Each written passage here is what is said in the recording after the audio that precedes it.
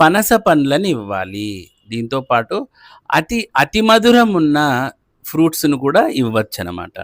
Next Makar రాశి వాళ్ళు, కుంభ రాశి వాళ్ళు వచ్చేసి నేరేడు కాయల్ని, నేరేడు పండ్లను ఇవ్వాలనమాట. ఇక ఇది కాకోకుండా ఇక రాహుకేతు గురించి చూద్దాం. రాహుకేతువులు ఏ భావంలో ఉంటే అది వాళ్ళ భావమే అంటూ ఉంటారు కదా! కానీ శాస్త్రం ప్రకారం కొంతమంది దీంట్లో తర్జన భర్జనలున్నాయన్నమాట.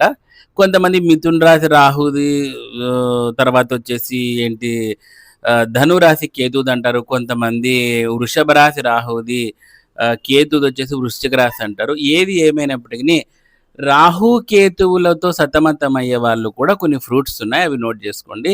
రాహువుతో సతమతమయ్యే వాళ్ళు ఖర్జూరాన్ని డొనేట్ చేయాలి. కేతువుతో సఫర్ అయ్యే వాళ్ళు సీతాఫలాన్ని డొనేట్ చేయాలన్నమాట. ఓకేనా? ఇది బ్రాహ్మణులకు మీరు